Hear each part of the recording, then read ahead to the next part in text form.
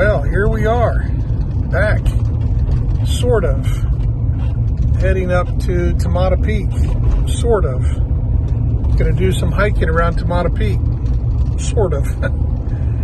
So this is the first time that I will have been hiking in trees in over 3 weeks. It's been 3 weeks since the cyclone hit Hawke's Bay, and they just asked us to stay out where the trees are so they get them all cleared out. And Tamata Peak Trust has been working to clear up the trails, and they've got one cleared up, and their stated goal is to clear one per week. That would be pretty amazing if they do that. I'm thinking probably one per month from what I hear about the damage. So coming into the park at a different place than I ever have before, and gonna hike all the way up to the top on the trail that they've designated, staying on the trail, and we'll see how it is. But really looking forward to being able to share this with you. Really looking forward to just getting out and being in nature again. Oh man, it'll be good to be back up in here again. All right, let's see what happens.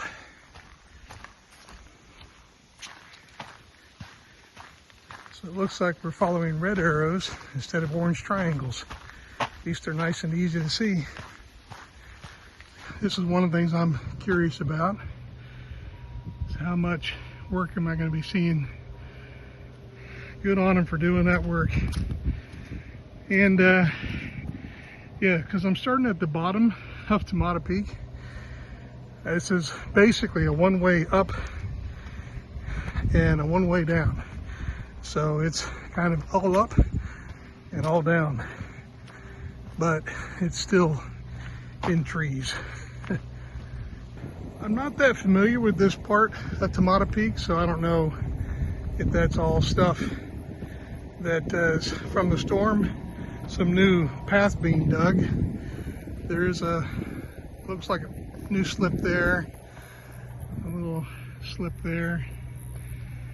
But like I said, at this part of the peak I'm not that familiar with, so I don't really know what I'm comparing it to. Looks like straight ahead there was a little bit of a slip in there. So this is a little up close and personal stuff about slips. This is kind of a small one. It's only about maybe a little under 2 meters high. But you can see still that dirt's got to go somewhere. Yeah, just crossed a tree that was blown over. And I just can't imagine what it was like up here in the middle of that cyclone with water going everywhere, the wind. Wow. And I know that this is probably the most protected part of the park. So I can only imagine what's up on the other side. Thank you folks for doing that work. And up there you can see trees that come down. Yeah, that's a little bit more exposed place there. So the red trail is one of my favorite trails. Tape's torn down, but pretty obviously that's closed. But you can see just a little bit down in there. Yeah, the havoc is going to be big. Wow.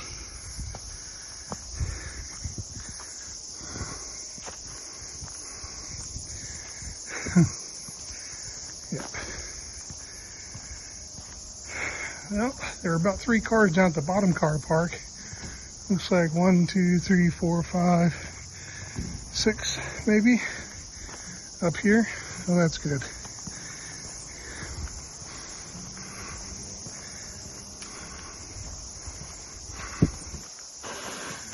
Yep.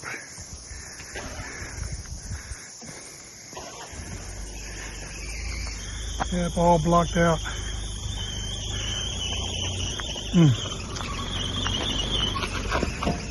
right.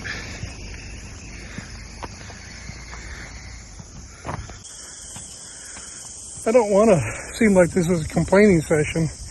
I'm not complaining at all.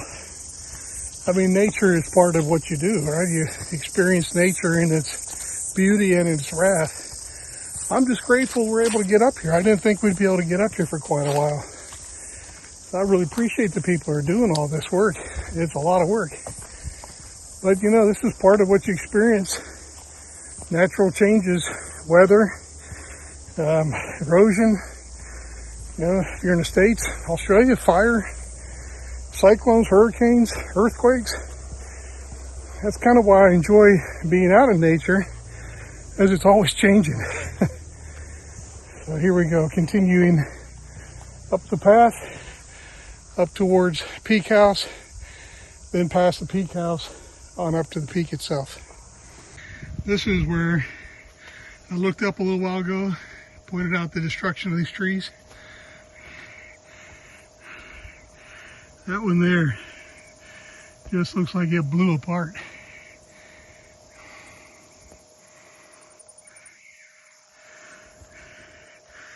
Yeah, this is really, really open compared to what it's been in the past.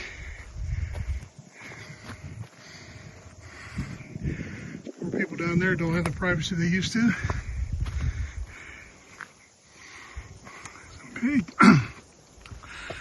Correct me if I'm wrong, I think those are gum trees. Beautiful trees. Wow. Boy, oh boy. Like dominoes going down there.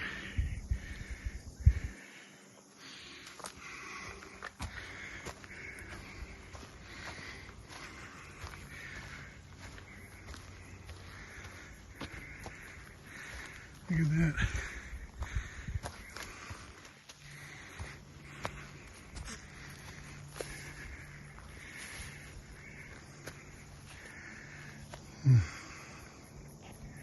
And I think it's road walking from here, just all the way up the peak from the map that I saw, which is fine. It's about the elevation for me today. So just down through here is the trail. The red trail goes there. Now I know why they got it blocked out. Nice big topple over there. Just took out the trail. Yeah, they'll have to reform that one. They don't have any yellow tape on this little trail that you go up the side, but the photo that they put on Facebook showed the path going up the road. So I'll just do that.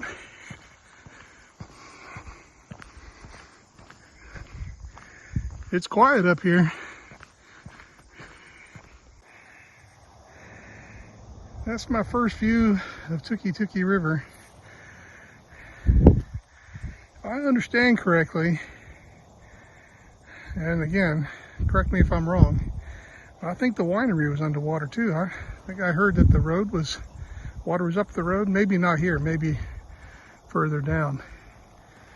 But you can definitely see that the Tuki was all over the place within its banks. Whether it got outside of the banks or not here, I'm not sure. So here's some more slip damage. Those there, that's on the yellow trail. And this comes down and yeah, gonna wind around, so that's gonna affect the yellow trail at some point. I wonder what the redwoods are like. Can't get to them on the other side of this hill, but I'm sure there were a lot of branches that came down in there.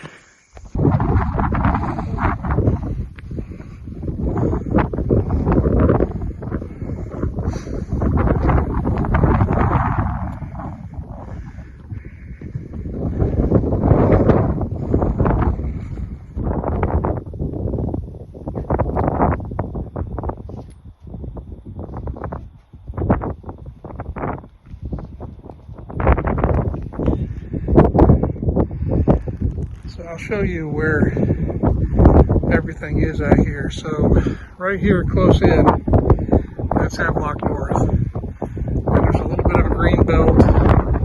And then where it gets light again, that's Hastings. And then way out there is Napier, Nahirari.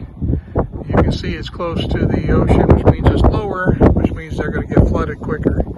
Plus they have that mountain range right behind it that kind of empties out into Napier. The more I look at it, the more I don't think that this winery actually got flooded. Either that or they got some amazing cleanup crews. But it certainly would have come close, that's for sure. Okay, I'm going to head back down. Okay, I'm coming down a different way. Instead of going up around behind Peak House on the trail, I'm just walking down the road that cars can drive up. Because this is what I wanted to see. What kind of destruction was down here. I heard there's a lot of trees that fell down in this part. And I don't think that was overstated. The peak itself, once you get past where they got the barrier, it's nothing bad up there. No reason why cars can't go up there, except I'm sure they just want to kind of keep the traffic down as they're doing all this clearing. But well, yeah, up there, because there's no trees, there's no damage. But yeah, this is a different kind of story in here. This is where trees just fell across the road, made a mess. So this is part of my favorite trail, the Blue Trail. And just in there, looking through it, it's a mess in there. It's going to be a while before they clear that. But it comes across this area, and that's always muddy and messy in there. So I can't imagine what it's like now. But even looking down through here, the wind really came whipping through there. Some trees made it, some trees didn't. Wow. I'm gonna bet that that's gonna have to come down pretty soon. Those trees look like they're just hanging by a thread.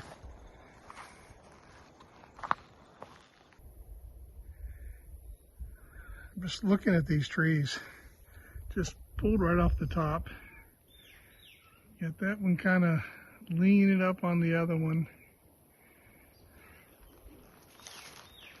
All kinds of damage down in there. Wow.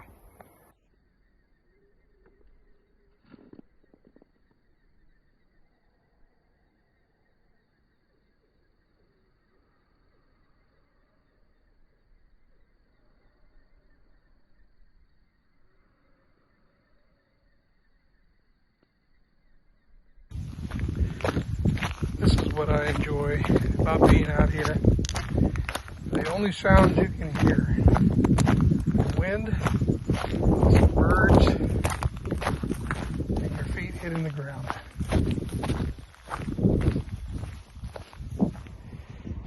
And to complete my happy day, Frankie wants to play.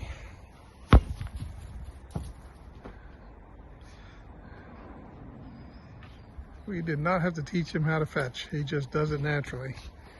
And he'll keep doing it as long as we keep kicking it.